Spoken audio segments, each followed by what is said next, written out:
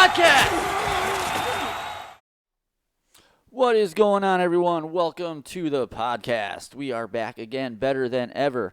And you can see, still in a new studio, still loving it. Everything's great. We got another podcast, another week of crazy stuff going on in this world. We're just going to jump right into it here. Actually, let's do some announcements first. Please don't forget to like the Facebook page, like and subscribe to our Facebook page also. If I already said that, I don't know why I repeated it. I meant to say, please give us a like this video, subscribe to the YouTube channel. We're on Spotify, iHeartRadio, podcasts. There's a bunch of them. I can't even to this day remember. I remember I used to put this on SoundCloud all the time, and then I just stopped doing that because for some reason they wouldn't let me do it anymore without having to pay more money, and that is definitely not going to happen.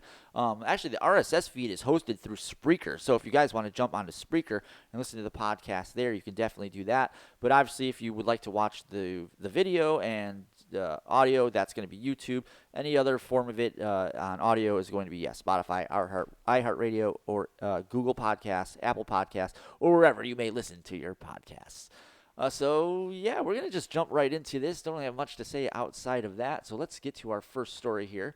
This came up, I think it was last week, about a few weeks ago, actually, according to the date here. And it's how the thumbs up emoji sparked a generational war that no one is winning, and how true this is. This is definitely going to show us how soft this generation of kids is. I mean, you're talking about me. I grew up in a world of Wayne's World. I mean, everyone knows Wayne's World. You know, it's thumbs up. I mean, what about American Pie? One of my favorite parts of American Pie 2 was when Stifler, or I think it was when, what's his face? The guy that fucked the pie. In this movie, the like crazy shit he was doing is he was going to like jerk off, and then I think he used super glue instead. So he ended up gluing his hand to his junk, and then he was like walking around out on the roof, and, you know, hilarity ensues. And then I think he's in an ambulance, and they figure out what was going on. And the whole fucking scene ended with it was a shot from inside the ambulance and Stifler standing there. And then the door closes. I mean, it's a thumbs up. Everyone knows what the thumbs up is. And now we have this generation of kids who have an issue with it. And let's find out why. So in an era where technology is ever evolving, so is our understanding of how to use it. And that includes supplemental elements like emojis. Something that was once thought to be fun, addition to texting or messaging, has now become a highly contested topic between generations. A recent debate has spurred from one conversation to the internet pertaining to a commonly used emoji, the thumbs up. Several months ago, a Reddit user, that's your first problem right there, took to the platform to ask if anyone else felt unsettled by the use of the thumbs up emoji, sharing an example of a workplace messaging conversations. Most people at work use the thumbs up reaction all the time. That person wrote, I don't use it as much. I either heart reactions or reply even if it's a short great or thanks. I also feel like I use too many exclamation marks. Have you seen the podcast that I do? It is all exclamation points. But that's a different story. I mean, ask Jake Charmel about that. No, if you know that, if you know that reference, please leave that down in the comments. Let's see if I will like whoever gets that one correct. Anyway, I think it's normal to thumbs up messages, but I still feel like it's such an unsettling response. Does anyone else feel this way? No one does. I think the only people that feel this way is anyone that's a sensitive bitch like you. I mean, good God, man. Grow a fucking pair. And that's Ready Set Podcast on Twitter in care of Joe Person. No. I'm on fire here, Ken. We're not listening to that right now. This is true. Thumbs up, a thumbs up emoji is causing this person to have this internal conflict where they need to go onto Reddit, pound out all this information, and then ask for people's opinions. Well, I have my faith in humanity, at least in my age group, not so much for everyone his age, so let's see what ends up happening. Short answer, yes. Depending on, oh wait, did I miss one? Oh, here we go. This Reddit thread is an example of a rising generational debate that spans far beyond the thumbs up emoji. Are certain emojis perceived in a context that's anything other than literal? Short answer, yes, depending on who, or perhaps what generation you're asking. That's not a short answer. So can the thumbs up emoji be seen as passive aggressive? No, but I guess we're going to find out why here. Oh, wait, you know what would be nice? I should probably put the article view back on. All right, there we go. Should probably fix that too. Oh, good God. All hell is breaking loose here, folks. Just bear with me. Well, we'll do it live, as they say, right? We'll do it live. Okay, here we go. The original Reddit post titled, "Am I not adult enough to be comfortable with the thumbs up?" If you have to ask the question, you should probably know the answer already. Got a shocking amount of replies from both ends of the spectrum.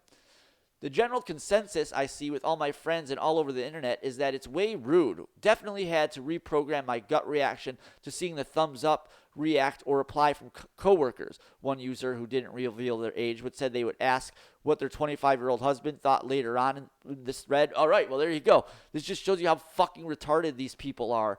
And, I mean, I'm not going to tell you my age, but let me go ask my 25-year-old husband. How fucking stupid are you? And that's Ready Set Podcast on Twitter. No, Ken. No. I'm on a roll here. I don't think so. Let's see. Where are we here? 25. Again, I apologize for the camera. It's brutal. I know. Another user replied to the comment, what kids do? What the kids do, this guy's my age, is not what everyone else adopts. It's not passive aggressive at all that I've seen. It seems to be a younger generational thing. You guys changed the meaning for some reason, and boy, is that true. They've changed the meaning for everything. It's what they do. They redefine everything. I mean, for crying out loud, I mean, you could watch some of these. I'll use a great example here. When I was out in Chicago last April, my sister and I decided to watch Grounded for Life. I mean, what a great fucking show that is. And a lot of it, I mean, in the first 5 minutes, I think the grandfather referred to his grandson in a fearful way because he was like, I think he's a fruit cup. I mean, good God. It's a little jarring to hear that language nowadays, but it was so commonplace back then. I mean, it just shows how far to the left we've gone in society where, like, you can't even just be funny about stuff. You know, it's always offensive. And this is a perfect example of that. Let's go back to the article before I forget.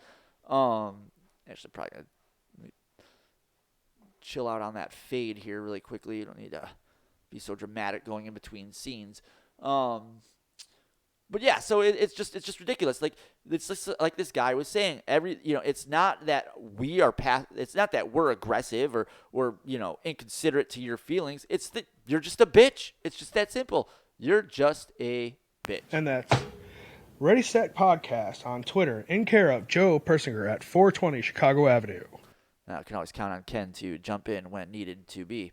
All right, so we're going to carry on here. Another user replied to that comment sorry, I read that one already. Others expressed their support for the thumbs up emoji. I love it because it means many, many things. It means I approve, or I understand, or I will obey, or I agree.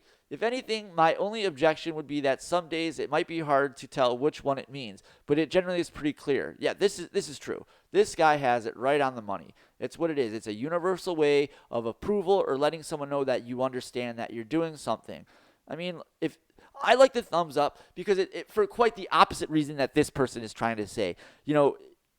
It's a way to convey that you understand, that you approve, or that whatever the situation is, that you're on board with it, and you can do it without coming across, ironically, as passive-aggressive by being like, okay, great, one-word answer, So it's just, honestly, the more I read this, the more it makes me think that this person is just trolling, However, many agreed with the original post and doubled down that the thumbs up emoji can feel indirectly aggressive.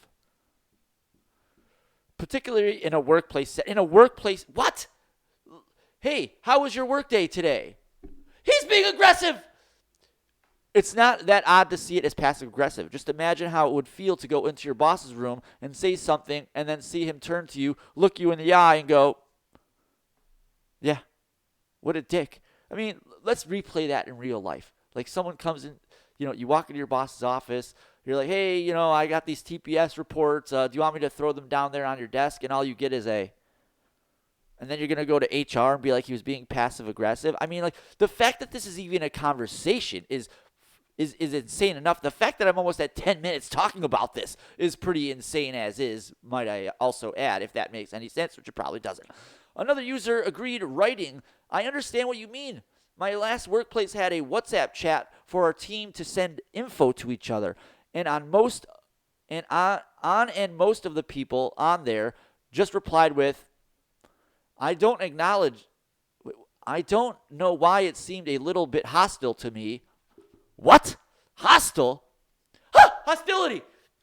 I I like an acknowledgement, but kind of saying I don't really care, am not interested. Okay, this is how I'm kind of starting to view this. That this isn't like, someone this is projectionism, because if you watch anything or the way, honestly, anyone who was 20 or in that age group of 20 to 25 remembers, like, you're just a toxic piece of shit. You know what I mean? Like, you know everything. You're better than everyone. I mean, just that mindset of in your early 20s is just being exemplified right here. And the fact that these people think like they can jam themselves into the culture and change the thumbs up emoji. It's just, it's these kids are fucking nuts. I mean, on top of that, it's one thing if like, they were actually like doing stuff like, storming the beaches of Normandy or fighting the government. But instead, they're all government shills, who get their feelings hurt over something as simple as,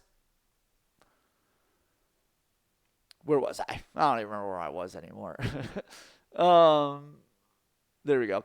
An employee at Today even said that receiving the employee at Today, that is the one of the day shows on the corporate news networks, even said that receiving the thumbs up emoji feels like an equivalent of receiving K in a text, which is another contested phrase in the world of texting and is often interpreted as passive aggressive or different. I mean, maybe, again, I don't know what kind of fucking losers this guy's hanging out with or girl, but clearly if, sending someone a thumbs up using the word K is considered passive aggressive, you must have a really, really, really nice life to where the point that shit's starting to bother you. Jesus Christ, this article just keeps going on. All right, I'm going to just kind of move. Actually, let's go down here. Are there other emojis that can be taken out of context? Okay, whatever. Who cares? We're moving on from this. As we've already established that this generation of kids, they are so soft, they make marshmallows look like rocks. All right, so let's move on to our next story. I kind of touched on this last episode. We discussed the governor's race in Arizona. We have the midterms looming in about 2 weeks, and that Arizona governor's race is very interesting. For the longest times, I believe Hobbs was ahead of Kerry Lake, and now Kerry Lake's kind of jumped ahead by like a 1.8 margin. A lot of these governor's races are really close. But the other one I want to kind of talk about, because last night they had a debate here in Florida, was between Charlie Crist and Ron DeSantis. And I'm not going to play any videos. I just kind of want to talk about it. And really, with DeSantis, like, I don't know if I've said this before on the podcast, but one of the things I've been constantly seeing here is when people come here to Florida to visit, the first thing that kind of gets discussed when politics is brought up is how Ron DeSantis needs to run for president. Look, I hate to break the news to you people, but if you don't live in Florida, suck a dick and move down here, because Ron DeSantis should not run for president. He's too busy running this state. And that's Ready Set Podcast on Twitter, in care of Joe Persinger at 420 Chicago. He knows I'm right. I know he knows I'm right. He won't agree with my politics, but he knows that I'm right. Okay? Ron DeSantis, his best bet. Okay, so there's a few sides to this coin that I see, because you don't want to end up like Chris Christie, who had all that momentum coming into like the midterms and after, and then he had all that momentum coming into 2012 and then decided not to run. And then I think that's how it went. And then by the time 2016 rolled around, he ran, and he was totally overshadowed by Trump. And even if Trump wasn't in that race, there was no way that guy was going to become president after the bridge scandal and all that. So what the Chris Christie situation kind of teaches everyone, that you have your moments to run for president, and then you can't let them pass you by, because you'll end up like Chris Christie in 2016 when he was, the star of the Republican Party, roughly around that 2012 mark. And that's kind of the calculus I'm seeing with DeSantis right now, where a lot of people, they don't want him to stay in Florida because they don't want him to miss his moment like Chris Christie did, essentially. But the way I look at this is it's not that simple. Chris Christie was going to be running in a term where there was a Republican president who would have 2 terms. We're not in that situation right now. If Trump runs and wins, he's only going to be there for 1 term. DeSantis is up 10 points here in Florida on Charlie Crist, and he massacred him in that debate last night. I mean, massacred him. I don't even know why Charlie Crist showed up, let alone agreed. I mean, that's a whole nother podcast, I guess. But the point is, DeSantis is going to be the governor here most likely in the fall, and he's going to have his term from 2022 go to 2026. So that means his term as governor is going to end in the middle of, ideally President Trump's when he's reelected, if he's reelected. Again, this is what the calculus is going to come down to. If you're Ron DeSantis, what do? Do you sit back? If he gets elected this November, do you run that full term and just wait for Trump to end his term? Because, Ron DeSantis' term as governor is going to end around the midterms in 2028. Wait, did I say that right? No, 2026. So that means he's going to have 2 years as a private citizen, which can be good because this is why I think this is a good idea. He's going to run here. He should stay as the governor in Florida. So like I was saying earlier, if you want Ron DeSantis to be your chief executive state officer, move to Florida, but don't at the same time, please. And then he could stay in that governor's position. Trump's only going to have 1 term. He's gone by 2028, or if he doesn't even get the nomination, he's done there. And I guess that's where the calculus of Ron running comes or not. But just hear me out here. You let Trump have that term. He's gone in 2028. You're done in Florida in 2026. You have 2 years to set up your whole apparatus, your whole infrastructure for running for president, the infrastructure of your campaign. And trust me, even in 2026, there's going to be a lot of people that want to work on that campaign because they know he's going to have all that momentum. Even if Trump becomes president, DeSantis will have that momentum still. He's going to be running with the second, third largest state in the union. He's, a no-holds-barred president. Like, he does not hold back, and we did see that with Charlie Crist last night. And, I'm sure he will, if Trump gets elected, he will definitely still be the governor, and he can, work around Trump however he has to. There's the Glenn Youngkin way to do that. Youngkin got elected in a blue state, Virginia, by kind of keeping Trump at arm's length. And, DeSantis had Trump in the White House for those 2 years that DeSantis was in office here. So I really think that's the play. But what do I know, right? What do I know? I mean, DeSantis, I think really what comes down to it with him is this his moment to shine or not? And I don't know, running against Trump, he took down, a few dynasties, a few American political dynasties, and the last thing you want to do is go up against that guy, get bloodied up, and even if you beat him in for the nomination, then you got to walk into the general election, against the sitting president. And I don't think that's really the way to go. As bad as a job as Joe Biden is doing, the last thing you want to do is have this huge Republican civil war and then go into a general election when you can just basically I can't even think of the word. You can get around that, by just letting Trump letting Trump run, and then DeSantis taking the party over after that term ends. So that is kind of not what that whole segment was supposed to be about, but that's, I guess, what it became. So we're gonna move on to our next story here. But before we do that, please like the podcast. Subscribe to us on YouTube. Please like this video. If you like what you're seeing, please share it. Just, I want to have at least a 90% engagement rate. So in order for us to do that, I need the video to be liked in a very similar fashion to how many views there are. So if you could please like the video, share it with your friends. If there's anything you agree with, what do you think about Ron DeSantis running? Do you think Trump should run? Let me know in the comments. I'd love to have that conversation with you. And this podcast isn't that big. If you comment, we can have that conversation. And who knows, maybe some of your ideas can end up on the podcast as well. All right, so let's move on to our next story here. It's actually, we're going to go into I call these like Joe's Twitter monologues. And this one is actually going to be about this fiasco that's going on in was it Waukesha, right? That's I think where the guy ran over all those people on that Christmas Day parade last year. For those that don't know, this has gone to trial, and this guy is representing himself in this trial and is just making a complete mockery of the situation. And this kind of I was watching this news story play out and looking into it. I didn't realize this was here. And it kind of I went on a little tweet storm about it. So let's read that really quick. All right, I'm all for the innocent before proven guilty. But when there's a public record of a video of a person mowing down random citizens marching in a parade, it's obvious that the standard of justice isn't needed to be proved. I mean, you understand why it does, but let's carry on. In society today, when there's indisputable evidence of someone committing a violent crime against another person, we still have to rubber stamp this constitutional process by sending the defendant or defendants into a bogged down court system. The Waukesha parade is a perfect example of a criminal court case that needs to be expedited.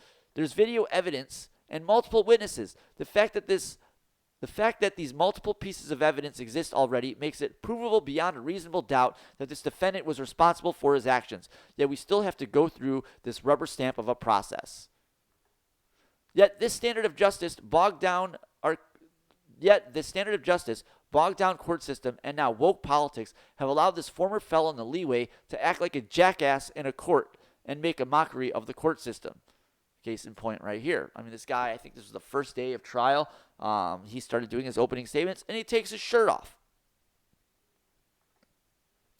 And a side note, you get morons like this from these elite journalist circles writing articles that use mental health to push a narrative that excuses this kind of abhorrent behavior. Let's look at this article really quick, actually. I remember reading this, but let's did this idiot say?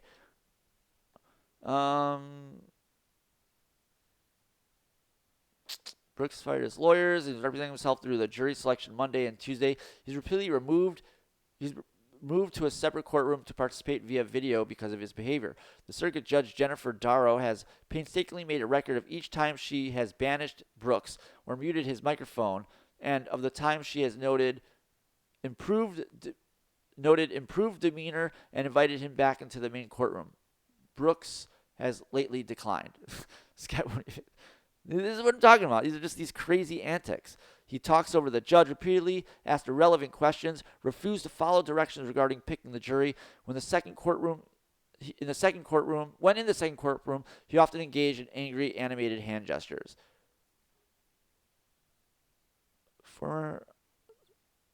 This guy takes a long time to get to the point. Anyway, whatever. Okay, so this is a waste of all of our times here. Get rid of that. Go back to here. The innocent before proven guilty made a lot of sense at the time. It was written. If you wanted a picture of yourself, you needed to hire someone to paint you while you sat in a chair all day. Clearly, the only painting that exists in that era are of rich people. But I digress. Yeah, I don't know where I was going on with that one. So it makes sense that you'd want to create this standard of justice. Fast forward now 230 years, and we have cameras in our pockets. Cities have cameras on the streets, highways, tollways, and inside buildings. If our founding fathers knew this was a possibility, would they have allowed a clause to pursue a faster course of action against the obviously guilty defendants? That's probably not a really fair question to ask. The last thing I would advocate for is to give the government more power than it has already stolen. More, yes, sir. To allow this man to make a mockery of the criminal court system over the fear of being labeled racist, looking at you, Judge, is the exact same reason that allowed this guy to mow down innocent children walking in a parade in the first place. Going full circle there. I mean, I remember watching that last year and just thinking, like, what is this? Like, what world are we living in where, you can just mow a bunch of people down, represent yourself in court. And I think kind of that article was kind of saying that he might be able to create a situation where he can win on appeal. And I don't know. It's just disgusting. Like, everything seems to be hampered by, the threat of racism for whatever reason that may be. I mean, there's so many examples you see of this in our society. I remember the San Bernardino shooting from 2016. Like, I think they knew that that gentleman had, like, some. I don't remember exactly what the situation was, but the neighbors kind of had seen some things along the lines of, like, oh, geez, maybe we should say something. But it's California, it's San Bernardino, and the last thing anyone wants to be called out there is a racist. And the fact that people didn't want to be called a racist prevented them from taking the right steps to prevent that shooting. And that is crazy. And that is kind of what we're seeing here, where you know like for instance in the courtroom, the judge is kind of tiptoeing around what this guy is doing over fear of being called a racist. I mean, that's crazy. Like, do you think if all these guys that went to war in when they stormed the beaches of Normandy, if one or two of them randomly ended up in today's timeline, do you think they would storm the beaches of Normandy, or would they swim back to England? I'm going to go with the latter there. All right, what are we at here? 26 minutes time. I did something about the Kansas abortion ruling that came out over the summer. I'm debating if I should do that or not. And we went over last week, so I don't want to eat up too much of your time again. And we're right there. I don't want to go really too much beyond 25 minutes, let alone 30 minutes. So I think we're going to have to save that one for another day. We got a bunch of more podcasts coming. I got so much content. I'm almost overwhelmed now. There was actually a YouTube channel called Bright House Sun Films, I think is what it was called, that did a video about the Pride of America. That's that cruise ship that I worked on a few years ago. So I think we're going to do a video reaction to that next time. I've got some. It kind of just talks about NCL and the endeavor into Hawaii and why and how that's really not an easy cruise to manage, let alone try to profit off of. And it goes into that and a few other things. But what's cool about the video is it also talks about the Pride of America. And because I worked on that ship, I have some insights that I can give you that I don't think this gentleman who made the video was able to. And I think that'll be a fun little breakdown. I haven't really talked about working on the cruise in detail. A lot was going on going into 2020 and so on and so forth. So yeah, we're gonna do that one very soon, if not next. And yeah, so we're going to end it right there. Okay, so don't forget to like this video. Please share this video with your friends if you like what you're seeing. Please, if you disagree, if you agree, if there's something you want to say, just please leave a comment below, and I will be more than happy to, respond, because, this podcast isn't that big. It's still small enough where you and I can interact and discuss the issues, and who knows, maybe if you have an idea of something that you'd like us to discuss with your point of view, let's talk about it in the comments below. Like, share, and don't forget to give the Facebook page a like and share it with your friends as well. The more it gets out there, the more we can spread the message. And yeah, yeah, I think that's all I got. Anything for you? I think Ken's calling in again. Actually, no, we're going to deny that phone call because he probably assumed I just said something very disparaging. And I'm sure in some level I probably did because, God forbid that I be passive aggressive.